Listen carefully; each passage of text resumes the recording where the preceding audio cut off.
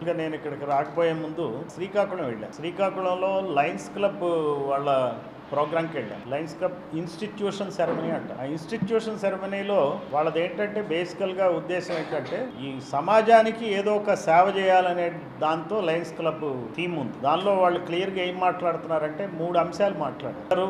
Time, talent. అంటే ఎవరికి తోచింది వాళ్ళు సమాజానికి తిరిగి ఇవ్వాలి. ఇప్పుడు ఇంతకాలం మనం ఇంత బతికాం, 40 ముఖ్యంగా మన వాళ్ళందరూ ఈ 60 ఏళ్ళు పైబడిన వాళ్ళందరూ కూడా ఇవ్వాల్సింది ఏంటంటే we have to give back to society. అట్లానే ఈ సిస్టమ్ నుంచి ఎవరైతే లబ్ధి పొందామో కొంచెం గొప్ప వెనక్కి ఇవ్వాలి, కొంచెం టైం స్పెండ్ చేయాలి, కొంచెం డబ్బు ఇవ్వాలి, మనకు చేతనైంది చేయాలి. సో లయన్స్ క్లబ్ ఆరహంగా 1917లో జోన్స్ అనే ఆయన పెట్టాడు అమెరికాలో. అది ఇప్పుడు 200 దేశాల్లో ఉంది. వాళ్ళు ఆ ప్రాతిపదికన సేవా కార్యక్రమాలు చేస్తున్నారు. లయన్స్ క్లబ్ మీరు చూసే ఉంటారు. నేత్ర ఈ ఐ హాస్పిటల్స్ ఉన్నాయి, రకరకాల డయాలసిస్ సెంటర్స్ ఉన్నాయి, చాలా చేస్తున్నారు. ఇక్కడ ఈ all India Bahujan Samaj party కూడా అదే పద్ధతిలో పనిచేస్తుంది. ఈ రోజున మనం ఇంతమంది కలిసామంటే మనం చాలా డిఫరెంట్ పీపుల్ కలిసాం. మనం ఇందులో ఎస్సీలు ఉన్నారు, బీసీలు ఉన్నారు, మహిళలు ఉన్నారు, ముస్లిమ్స్ ఉన్నారు, ఇంకా అన్ని రకాల వర్గాలు. మరి ట్రైబల్స్ ఎవరన్నా ఉన్నారు ఇక్కడ మన దగ్గర? ఎస్సీలు, ట్రైబల్ అనా ఇంతమంది ఉన్నాం ఇక్కడ చేరాం. అంటే ఈ సమస్యల్ని ఈ ప్రభుత్వాలు, ఈ పాలక పార్టీలు పట్టించుకున్నట్టయితే అసలు మనం ఇక్కడికి రావాల్సిన అవసరమే ఉండేది కాదు. మాబట్టి వాళ్ళు ఇప్పుడు ఏజీఎంగా చేశాడు ఆయన. Assistant general manager state bank of India అనేది అన్ని బ్యాంకుల్లోకి పెద్ద bank state bank of India, వేరే చిన్న బ్యాంకులు. అటువంటి స్టేట్ బ్యాంక్ ఆఫ్ ఇండియాలో ఆయన ఏజీఎంగా చేసి రిటైర్ అయ్యాడు. నెక్స్ట్ పొజిషన్ ఏముంటుంది? జిఎం ఉంటుంది, ఈడీ, అండ్ దెన్ చైర్మన్ జనరల్గా పొలిటికల్ అపాయింటీ ఉంటాడు. సో ఆల్మోస్ట్ 4th పొజిషన్లో ఆయన ఉండి రిటైర్ అయ్యి వచ్చాడు. అంటే దేశ స్థాయిలో వీళ్ళది.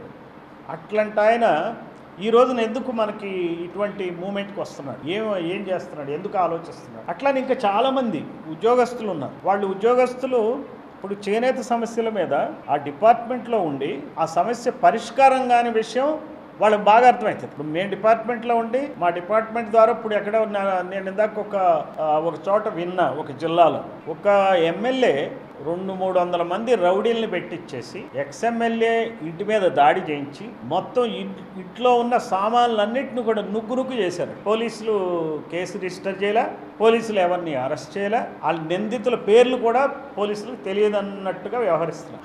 అది నేను లోపల పోలీస్ ఆఫీసర్గా ఉండి నాకు అర్థమవుతుంది కదా. అట్లానే చాలామంది సర్వీసులో ఉన్నవాళ్ళు జరుగుతున్న అన్యాయం వాళ్ళకి అర్థమవుతుంది. సో ఇట్లాంటి వాళ్ళు అందరూ మనం కలవకపోతే ఈ వ్యవస్థ ఏదైతే రాజ్యాంగం ఏదైతే ఏర్పరచుకున్నామో మనం ఖచ్చితంగా వచ్చే తరాల వాళ్ళకి అన్యాయం చేస్తాం. అది ముందు మన సంగతి సరే సార్, మనం ఎంతో కొంత జీవితాన్ని బతికాం, 40 సంవత్సరాలు 50 సంవత్సరాలు ఎంతో కొంత బతికినాం, కొంత అనుభవించాం, కొంచెం గొప్ప. మరి వచ్చే జనరేషన్ ఏమైపోవాలి, తర్వాత తరాల వాళ్ళు ఏమైపోవాలి? ఈ ప్రభుత్వాలు ఇలా పనిచేస్తుంటే, ఉద్యోగస్తులు ఇలా పనిచేస్తూ ఉంటే దీనికి కారణం ఎవరు? రాజకీయ నాయకులే కారణం. రాజకీయాల్లోకి మనం మార్చడానికి, ఈ పందాన్ని మార్చడానికి మనం రాజకీయాల్లోకి రావాలి. ఎప్పుడో నెహ్రూ చెప్పాడు. నెహ్రూ ఏమన్నాడు? ఏ పనికి మాలిన వాళ్ళు అందరూ ఈ రాజకీయాల్లోకి వస్తారు, last resort of the scoundrels అన్నాడు. అసలు యాక్చువల్గా నెహ్రూ అట్లాంటి స్టేట్మెంట్ ఇచ్చి ఉండకూడదు. చాలా తప్పని చేశాడు నెహ్రూ, చారిత్రాత్మకంగా తప్పని చేశాడు నెహ్రూ. కనుక అప్పుడే నిజాయితీ పరులు రాజకీయాల్లో ఉండాలా, కానివాడిని నేను పంపించేస్తా అని నెహ్రూ నిర్ణయం తీసుకుని కాంగ్రెస్ పార్టీని నడిపినట్టయితే ఈ రోజు నీ దేశానికి ఇంత నష్టం జరిగేది కాదు. కరప్షన్ అన్ని చోట్ల ఉంటుంది అంటే నువ్వు ఒప్పేసుకుంటున్నావు కదా. నువ్వు ఎప్పుడు ఖండించకపోతే ఎట్లా? ఈ రోజున సరే కాంగ్రెస్ వాళ్ళ హయాం పోయింది, బీసీలకు కులగణను మానేశారు, బీసీలకు రిజర్వేషన్ ఇవ్వటం మానేశారు, జనతా ప్రభుత్వం వచ్చింది. కాంశీరాము, శరత్ యాదవ్ చాలా మంది ఒత్తిడి పెడితే 50 సంవత్సరాలకి ఓబీసీ రిజర్వేషన్లు ఇచ్చారు. 1993లో స్వాతంత్రం వచ్చింది 47, 1947 వస్తే 93. సో మన రాష్ట్రంలో ఎప్పుడు వచ్చింది బీసీ రిజర్వేషన్లు వచ్చేటప్పుడు? 1973లో వచ్చింది. నీలం సంజయరెడ్డి అడ్డుకుంటే దామోదరం సంజయయ్య దళితుడు అయినటువంటి ముఖ్యమంత్రి కాబట్టి ఇద్దామని చూశాడు, ఆయన్ని పడనివ్వలే. ఇదే నెహ్రూ హయాంలో అన్యాయం చేశారు 1973కి, కానీ మనకి రిజర్వేషన్ రాదు. ఇప్పుడేం చేస్తున్నాయి ఈ ప్రభుత్వాలు? నరేంద్ర మోడీ ప్రభుత్వం ఏం చేసింది?